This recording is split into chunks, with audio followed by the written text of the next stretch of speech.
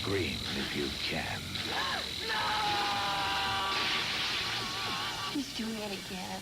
Sleep if you dare. Freddy is back with a brand new nightmare. On a rush. A Nightmare on Elm Street, Part 3, Dream Warriors, rated R. Now playing at a theater near you.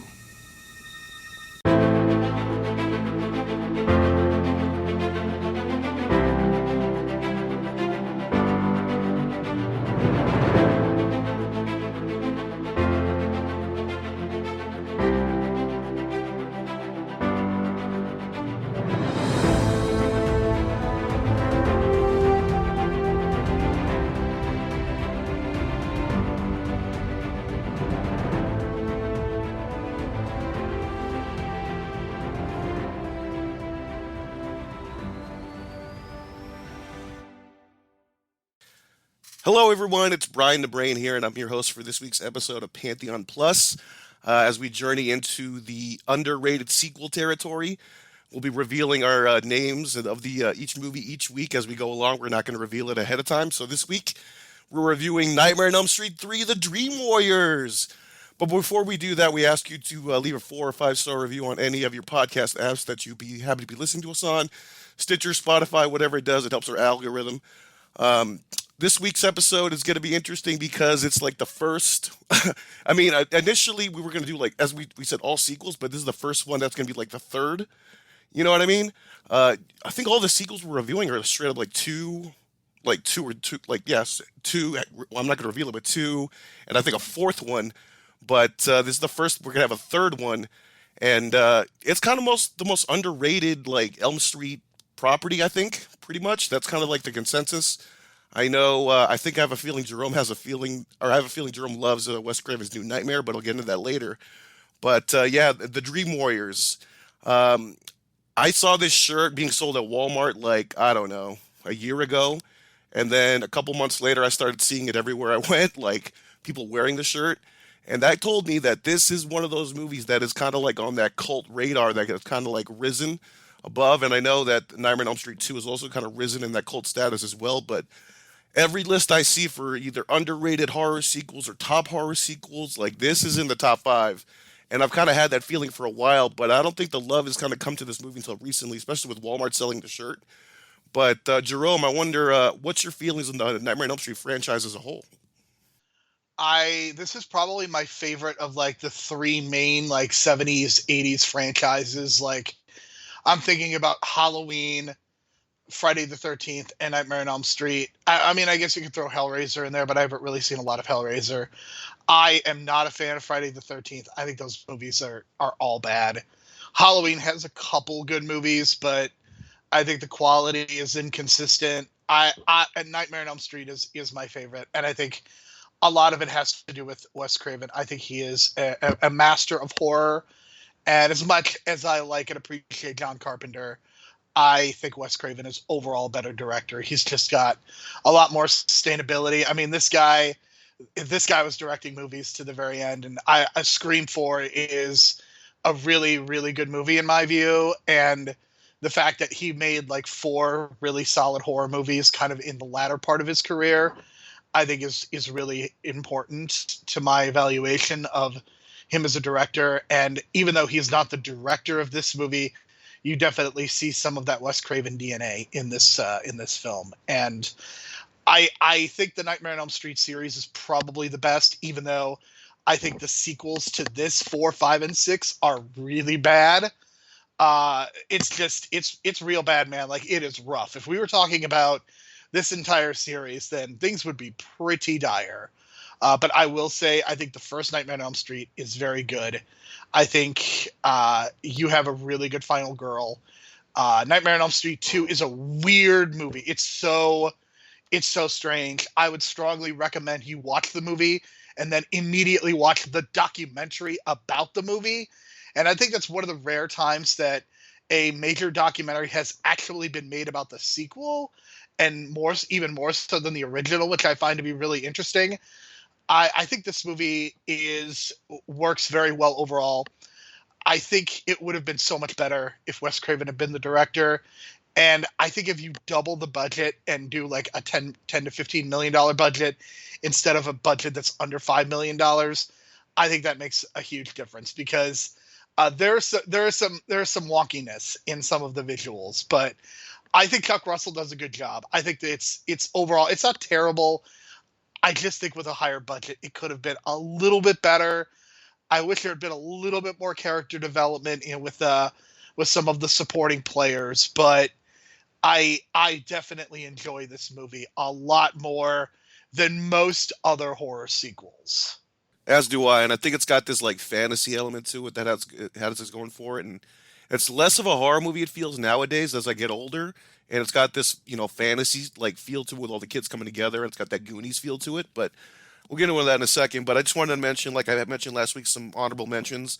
You mentioned the Halloween series, Halloween 2, Halloween 3, Season of the Witch, which I've really grown on over the years. So, I mean, we could have done a whole podcast on Halloween 3, Season of the Witch, and it would have been just so interesting. But maybe around Halloween time, we'll see. I know Jerome's going to hate this, but Halloween H2O kills and ends. I just have a soft place in my heart for those. Elm Street 2, New Nightmare, Wes Craven's New Nightmare, I think is a really underrated movie that kind of leads into what Scream was going to become. Friday the 13th, 3, 4, and 6, Freddy versus Jason, which was my original pick for this episode, but we felt like we can get a better conversation out of this one just because it's so much more under the radar, I feel now. I think Freddy versus Jason is a little more popular because it came out in 2003. Also, Child's Play 2, Bride of Chucky. I went a little classic with this one, The Invisible Man's Revenge with Vincent Price. I just saw that. I think it was on the Universal app during the Halloween season. I saw the original Invisible Man. This is a great follow-up. It has nothing to do with the original, kind of, but it's a fun, like, look into, like, a science fiction kind of film that leans into the horror a little bit. And then, of course, more recently, Doctor Sleep. And then, kind of connecting it to the horror franchise back to Halloween, I had to mention The Devil's Rejects because I think that movie is underrated. I think at the time people were praising it, but then because of what Halloween went into, he did with that, Rob Zombie, it went, like, kind of forgotten. And then I think now it's kind of getting like re-loved again because I think people are rediscovering it.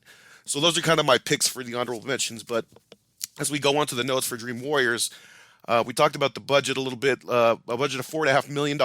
And Jerome mentioned that he wanted like a $15 million budget. It would have still made money because it grossed $45 million. But the whole franchise has been based around $3 to $4 million budgets, grossing between 45 to 50 million, and that's what the first two did. And Wes Craven really did not want to come back at all after the first one. And even then, like the original ending to the first one, the studio made him change because, of course, the studio wants the franchise to live on. He's like, I don't want this to be a franchise. And then he had nothing to do with 2. And, of course, the weird thing is with 2 was that it came out less than a year after, like exactly 1 week less than a week after than the original. Same thing with Scream 2, as Scream 2 would come out, I believe, 1 week before, like 1 week, just 1 week shy also of 1 year from the original Scream. So, again, Wes Craven with these sequels and the timing of these sequels, whether or not he's a part of it or not, but because of that success of Freddy's Revenge, Nightmare on Elm Street 3, they wanted to do it, so Wes Craven's like, fine, I'll submit my story. If they take it, they'll take it. So they took part of his script and they mixed it with actually Frank Darabont's script, but I think Frank Darabont came like later on in the production. But it's actually his first screenwriting credit on film, which I found very fascinating because I had heard about that and I kind of looked up the credits recently and I was like, oh shit, no wonder this story kind of sticks out more than most Elm Street stories because it's probably that charm that Frank Darabont brings to his stories. And you can argue whether or not he had whether it was his direction or part of the writing that he had with The Green Mile or Shawshank Redemption, but I think Frank Darabont did have a little bit of influence on this movie, and you can tell. And I believe that's with the character work. I could be wrong, but it feels like he had a lot to do with the character work, especially when they had that group therapy session kind of thing. I felt like that was more of his touch. But originally, what Wes Craven pitched was originally the idea for Wes Craven's New Nightmare. But of course, it was too meta for the time, and the studio didn't want to do it. They just wanted like a direct sequel, so he changed his pitch. But I know for a fact that because you love Scream, that you must love deep down Wes Craven's New Nightmare in some form or fashion, which you already kind of mentioned, but I'm curious to know how much do you love it, because I think you love it more so because you love the Scream franchise. Yeah, I'm a huge fan of New Nightmare. That is probably my favorite Nightmare on Elm Street movie. Obviously, it can't exist without the first one, but I think to me, when I look at like whether this is going to be regarded as an underrated sequel, one of the things that I'm looking at is does it have an influence outside of outside of just being a good movie? So, like to me, I look at New Nightmare and like the influence that that movie had is huge because you literally got an entire horror franchise that's still going 25 years later. So, I almost think New Nightmare blows past the idea of being an underrated sequel and is just a really good sequel. I think this movie, you definitely see the influence. Like one of the things that I noticed is like the font is the same font that Stranger Things uses. Obviously, there are clear connections to the music, some of the visuals. I definitely see a lot of that in the Nightmare on Elm Street franchise overall, but specific to this movie, I look at something like the Midnight Club. The Midnight Club has to take heavy influence from Nightmare on Elm Street 3 Dream Warriors. And Brian, I don't know if this is a good thing, but I think New Mutants kind of does too. Again, I don't know that that's a positive thing, but I think it is worth pointing out that there are a lot of similarities between Nightmare on Elm Street 3 and New Mutants.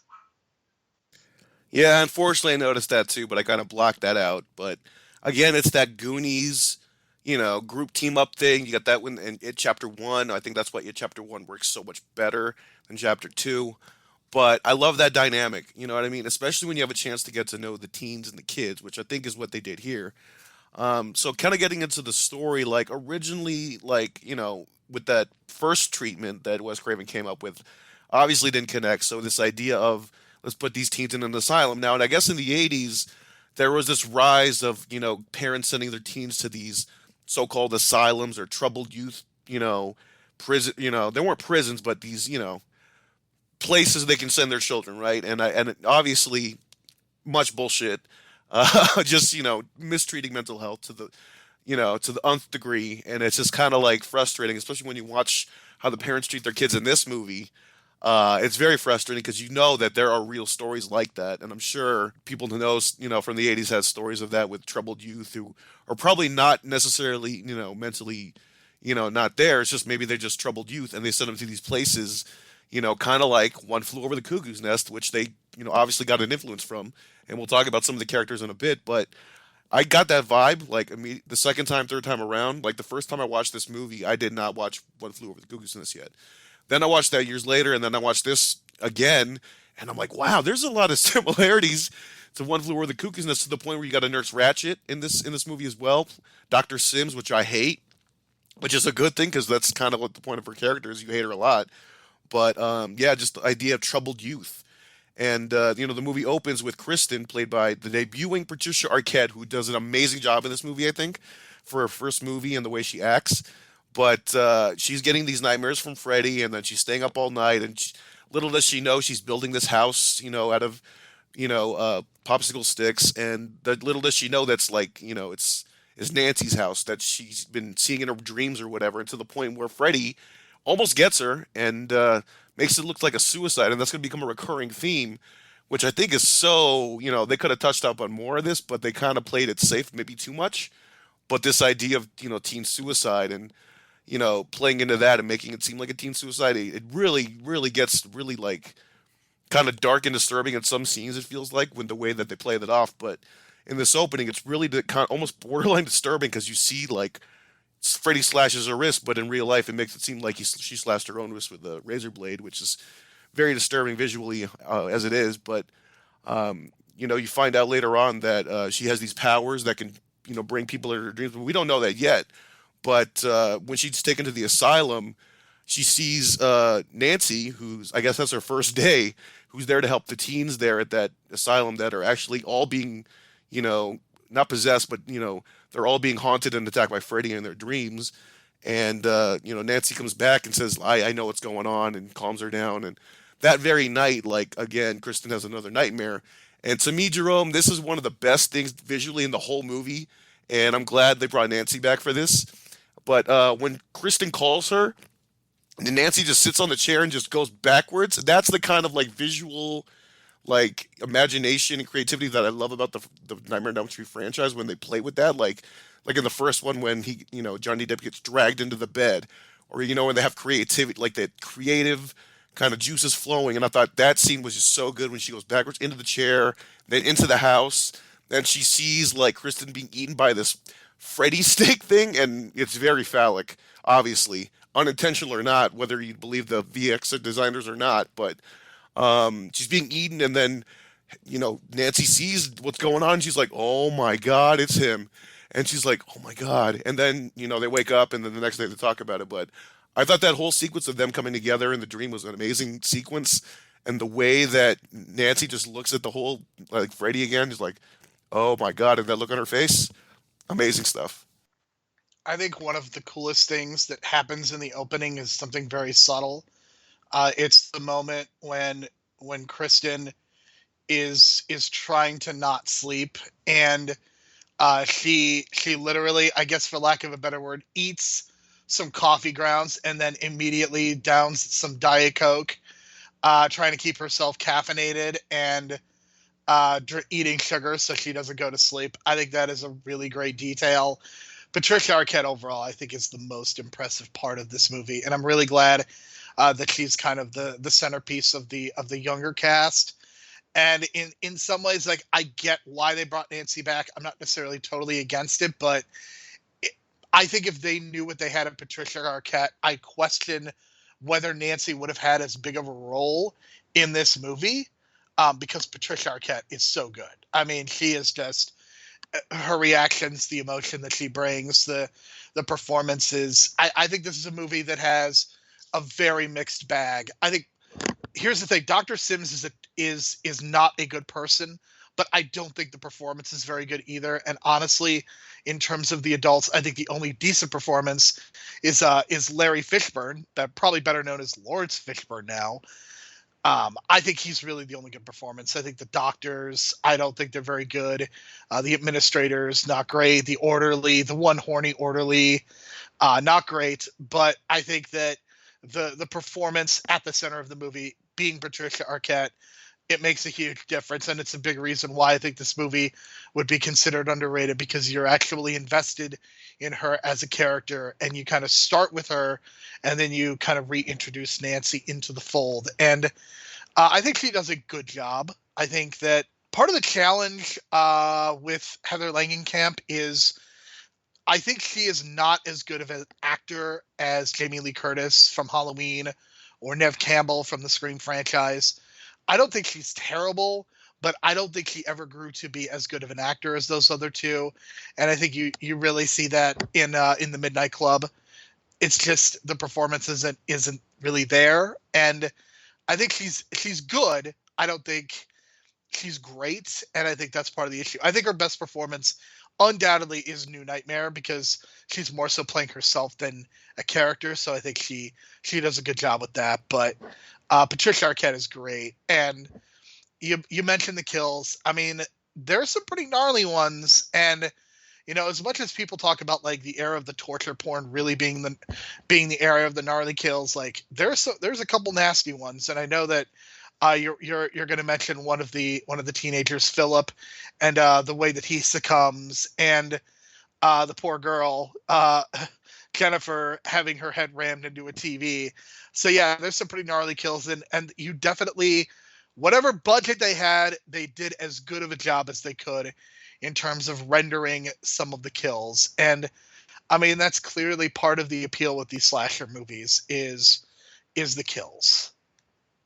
Yeah, in terms of Heather Langenkamp's performance, I think what she's good at is she's really good at playing Nancy, and that's okay because if you look at her like IMDb and her work, so it's like it's very selective stuff. It's either like she's playing either Nancy or like a version of Nancy or like some cameo as a person named Nancy, or she's just as a cameo.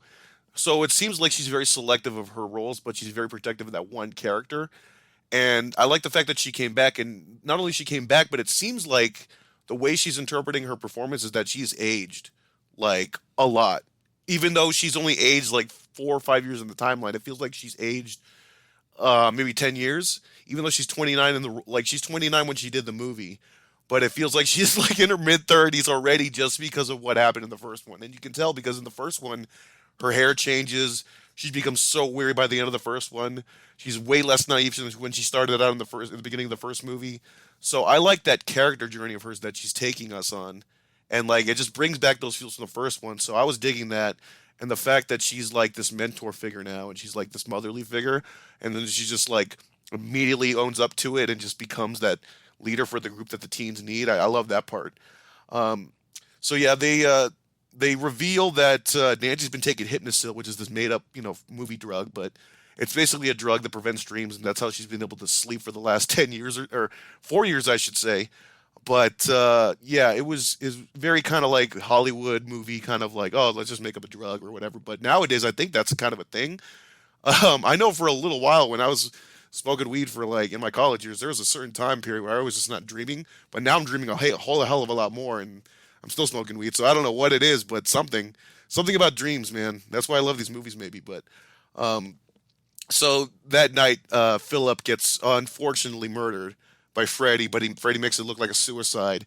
And the way it's portrayed, it's like he cuts his veins open, and it's questionable whether, because it's that whole idea, what do we see in the real world? And of course, I guess he didn't actually cut him up in the real world, just in the dream, which is again very selective with the rules of how you want to do the dreams or whatever. But he's walking through the hallway, and he goes to the top of the tower, and his friends see him, and the friend breaks the window, and he's screaming at him, and then everyone, oh man, what a scene! Everyone comes around screaming.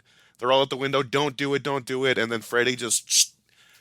That was brutal, man. That was really brutal, and it's one of those most memorable like kills in the franchise for me, just because it's not necessarily like the gore or the visual effects. It's more like the situation and for your friends watching you die. It's like one of the most brutal kills in the franchise for me, just because of that. And then the next day, poor Jennifer.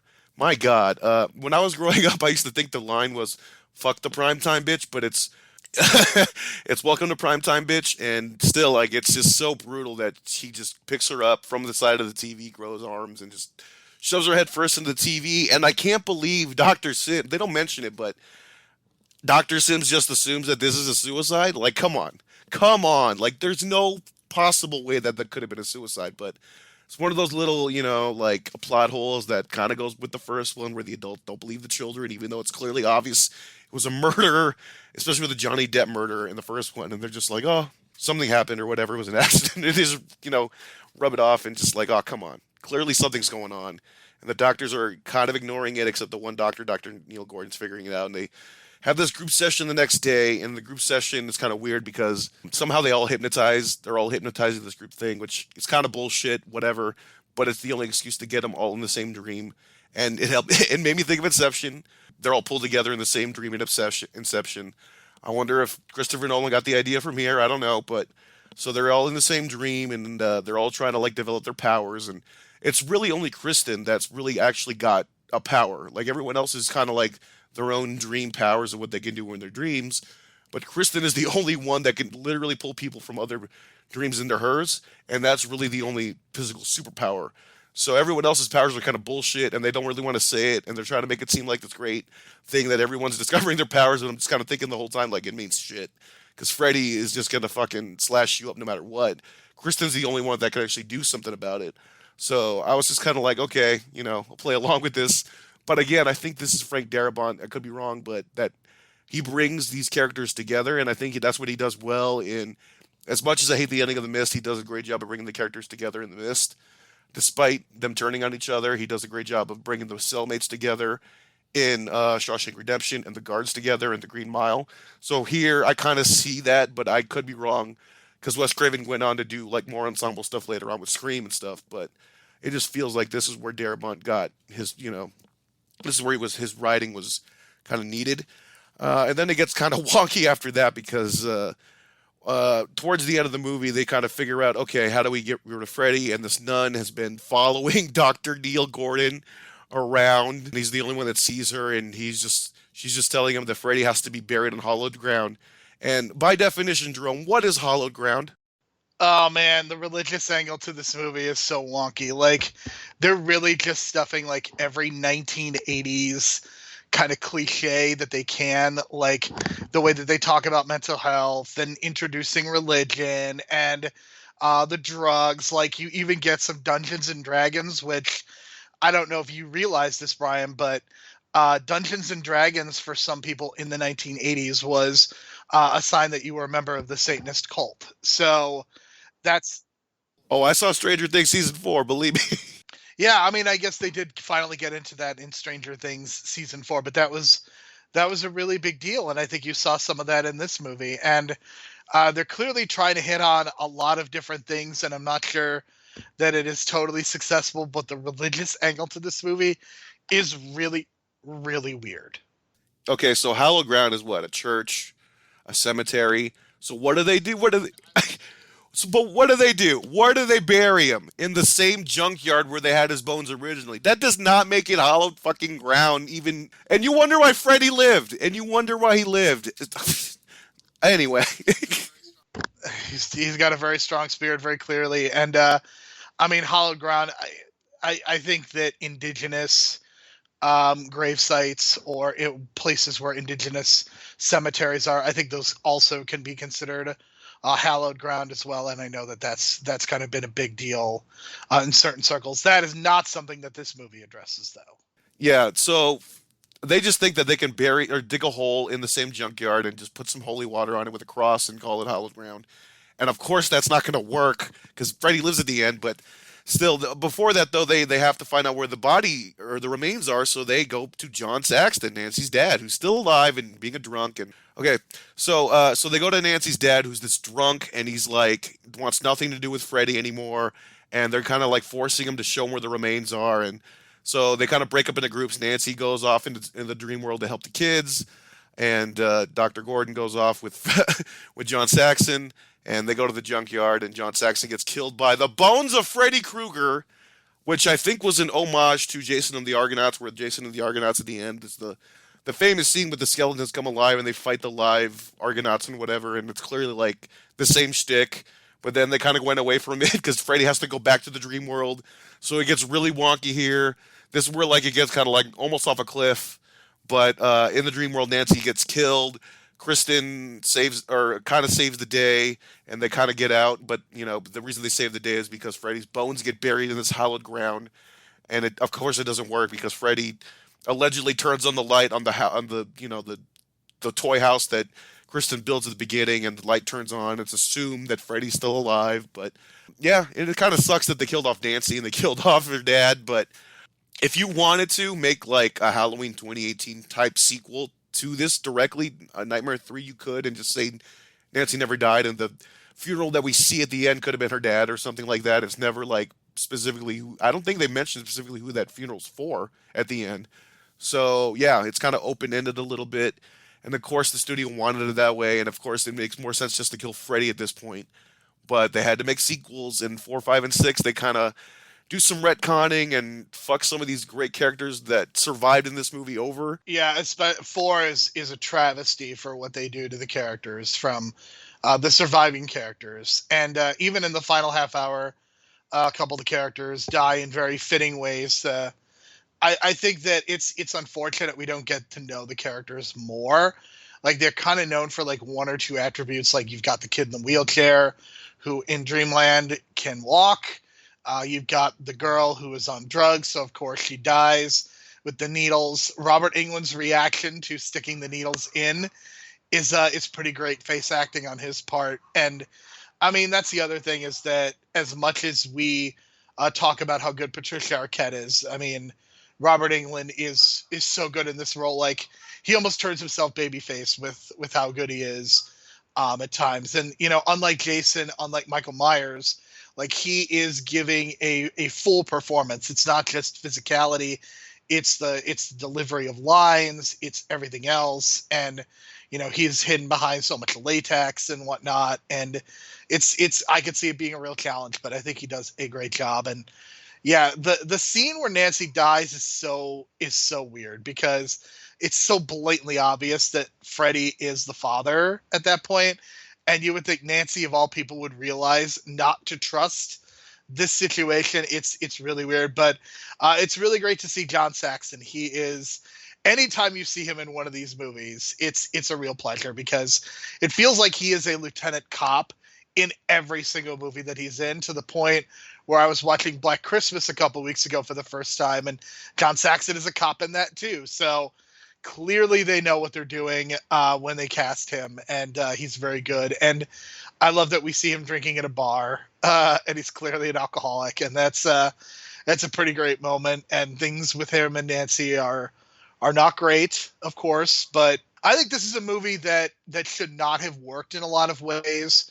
It has a lot going against it, budget wise, and even the fact that there are so many characters. But I think there's enough good performances here to really make this a worthwhile endeavor. And some of the kills are pretty gnarly, and that works out pretty well. And yeah, I think it sucks that Nancy died, because I just feel like there was so much potential there. And of course, they were still able to bring Heather Langenkamp back for the sequel, because she's not playing Nancy, she is playing herself. So it kind of worked out that they were able to bring her back a few years later. But yeah, it's just a weird choice. I don't necessarily think they would make this choice, and I think you see that in the fact that they have never killed Sidney Prescott in the Scream franchise. Like, she is not going to be in Scream 6, but that is not because she is dead.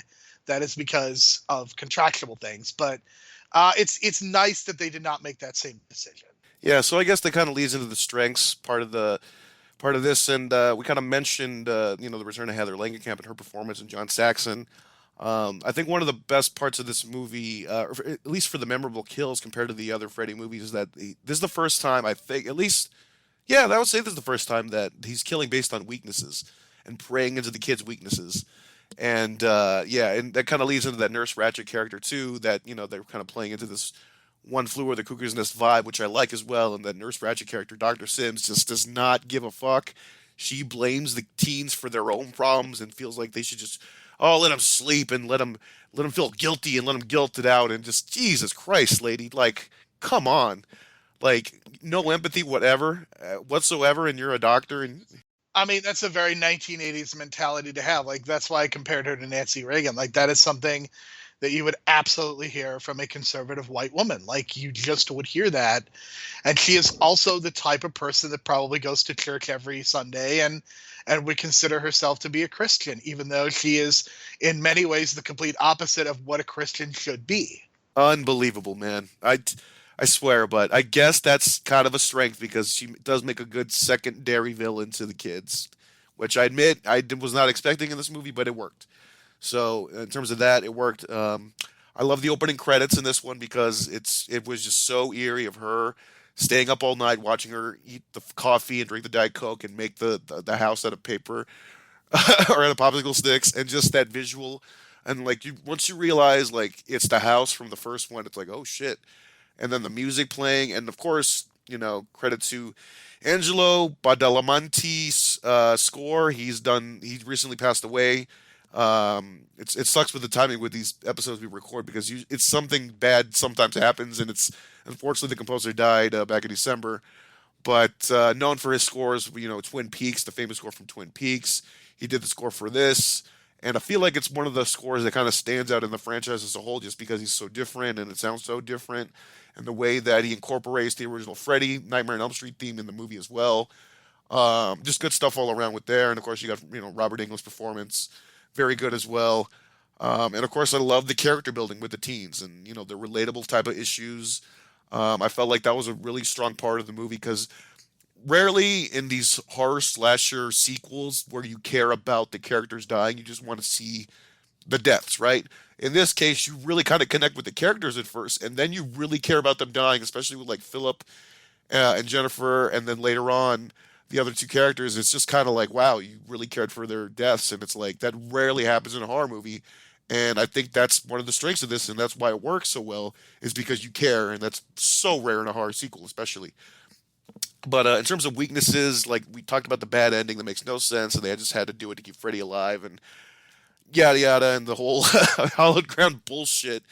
And then there's like a lot of major goofs that are kind of ignored too. Like Dr. Sims just assumes Jennifer killed herself by throwing her own head in the TV. Like it still makes no fucking sense, but she still finds a way to blame it on her which of course is on par with that character. But it's just weird how that it's clearly obvious he killed, like she did not kill herself. Dr. Gordon hypnotizes himself. Like that was a strange scene for me. Like how did he hypnotize himself if he's the one instructing the other kids on what to do? So that was kind of weird. And then supposedly like they're at the same asylum that Freddy's mom got raped at by like 100 different people or something, and that Freddy was like the remaining like birth love slash child of whatever that happened that night. And it just I find it so weird that it happened at this particular asylum and they're not really like making that an emphasis. So I don't even know why you even dropped that as like a little nugget of information if you just want to connect everything continuity wise. But still, that was kind of weird and it didn't really work. I didn't like it when they killed Nancy, obviously, and I felt like maybe she should have just lived, and you can bring her back later on in the franchise, but not necessarily the next ones. But I felt like that's kind of a wasted opportunity when they killed her off. And then there was some weird stuff going on with Freddy's voice. They kept changing from like Freddy's deep, digitally altered voice to like Robert Englund's normal voice sometimes. And I don't know if they just forgot to like, put the effects in, but you especially hear it when he kills the girl with the drugs. You hear Robert Englund's voice unfiltered, and I'm like, is that Robert Englund's voice? That doesn't sound like Freddy. So there was some like effects issues there, and we talked about some of the wonky effects in this, despite them having some imaginative stuff. But $4.5 million, you can only do so much. So that's kind of where I'm at on this. I give it a 7.5 out of 10. I really enjoyed it as a kid when I rented on VHS. Looking back now, I enjoyed it even more just because of the way the script is structured together. Overall, what's your rating before I give you the MVPs and the best performances? I would give this a 7 out of 10. I think this movie is very solid. I don't think it is perfect. I don't know that it is as good as The First Nightmare or A New Nightmare or some of the other movies, but that Wes Craven has done. But do you know some of the other movies that Chuck Russell has directed? Well, I was going to kind of mention it, but I don't know if you're a Blob fan. Are you a fan of the Blob remake? That's apparently really good. I am not a fan of the Blob remake, but I can tell you that I did see one of his movies in theaters. One of the biggest movies of 1994, The Mask. Oh, I did too. I also saw The Scorpion King in theaters. What a year. I mean, Jim Carrey in 1 year had Dumb and Dumber, Ace Ventura, and The Mask. Like, that is nobody's gonna top that, man. Like, just 3 huge box office successes. Like, you will never see that again. And I only saw one in theaters. Ace Ventura I saw on VHS rental, and I didn't actually see Dumb and Dumber till later, and I hate that movie. And yeah, I'm one of the few that hates that movie. But moving on to our MVP, and this is going to be kind of a surprising pick, but for MVP, I'm going to pick Heather Langenkamp only because I feel like bringing her character back is what kind of makes this movie work and stick together in terms of the story. Like, if Heather didn't come back and we just focus on the kids, I don't know if we would have been as emotionally connected. Like, we would have got to know the kids, yeah, but with this anchor of, like, Nancy coming back and her being this mentor figure, and then you bring in John Saxon, tying that history together, I don't know if it doesn't work without her. So for me, she's kind of like the thing that holds the story together. And like, I could have said, Wes Craven, but he didn't direct the movie. And you mentioned Chuck Russell, but Chuck Russell even said that he kind of maybe pushed the cast a little too much because it was one of his first movies. And, especially Patricia Arquette apparently didn't really respond too well to his directing style, but I do think she has the best performance. So I'm giving her best performance, Patricia Arquette. Robert Englund close second, but I think she kind of just takes this movie and like makes you care about her, leading to you caring about the other characters that she cares about, which really helps a lot. And I think she does a tremendous job. And for her first movie, you can tell like she's got something, especially like Robert Englund on set was like pretty much starstruck with her, thinking like, man, she's going to be a star. So credit to her. And overall underrated, I say yes. I agree. I think this is an underrated sequel, and I'm glad we're highlighting this one in terms of the horror genre, because I think this is worth watching. And I think, again, you see a lot of influences from this movie specifically in our modern pop culture with shows like The Midnight Club and New Mutants, for better and for worse. And I think this is a great continuation of the franchise. And I think there's some fun moments. I don't think this is perfect. I think for me, Patricia Arquette is both the MVP and the best performance. I don't think this movie works without her. And I say that with the understanding that you have Robert Englund and Heather Langenkamp and those people. I think they do a good job, but Patricia Arquette is extremely important to why this movie works, and the fact that she does not return in number 4, even though the character of Kristen does. That says a lot, and boy, could we rant about 4. It's so bad, and it does such a incredible disservice to the characters. Yeah, because they kill him off in the first 10 minutes, man. So it's like fuck it, and I hate it when they do that because I know other movies have done that too, like the beginning of Friday the 13th Part 2. I never really clicked with because Jason just kills her off. She survives the first one and gets revenge for killing his mom or whatever, but it's one of those things. I hate when movies do that because it's like, okay, so you killed them off in the first 10 minutes. Like, what's the point? Like, they survived the first movie, you killed them off in the first 10 minutes. Like, what the hell's the point? I will never understand that. Yeah, Halloween 5, Alien 3, where they killed Newt off screen, which still irritates the shit out of me. Yeah, it's tropey, and I hate it when the movies do that. Mortal Kombat 2 killing off Johnny Cage. Oh, god damn it! You had to remind me of that. That one probably infuriated me the most because like it's one of my favorite performances in Mortal Kombat, and they just killed him, and I'm like, welp, there goes any hope for this movie. Mortal Kombat 2 is so bad. Yeah, that's definitely not going to be on this podcasting journey. So that's it for this week. But next week, Jerome's taking over the podcasting host duties, and this movie that he picked came out in 1990. I'm not going to spoil much, but it actually saw this first before the original, like a lot of these movies coming up. But it's still like unbelievably hilarious and funny. You want to give a little more preview to it?